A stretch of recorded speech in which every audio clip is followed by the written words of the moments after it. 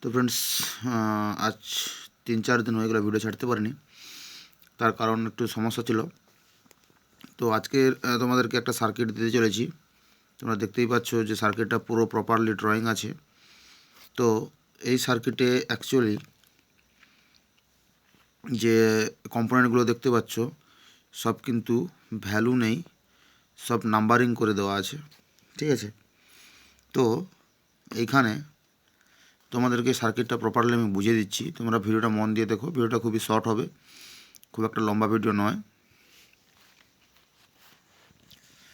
এই যে দেখতে পাচ্ছ তোমাদের এখান থেকে অডিওটা ইন হবে 1 মাইক্রোফ্যারাড দিয়ে। এই যে R3 আছে, এই R3 এই সমস্ত যে ভ্যালু চার্ট, ওই চার্ট আমি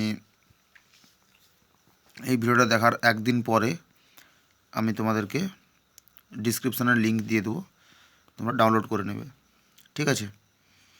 এইবার তোমাদের C2 এরও নাম্বার থাকবে, 1 থেকে 2 নম্বর রেজিস্ট্যান্সের নাম্বার থাকবে, লোড রেজিস্ট্যান্সের নাম্বার থাকবে।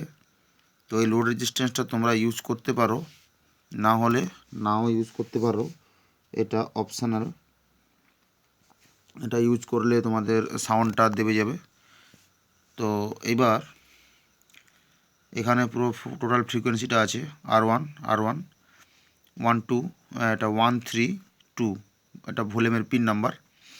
তো এখানে যে রেজিস্ট্যান্সটা আছে 100K বা 47K, সেখান থেকে এই রেজিস্ট্যান্সটা 47K ইউজ করার চেষ্টা করবে, 100K ইউজ করবে না।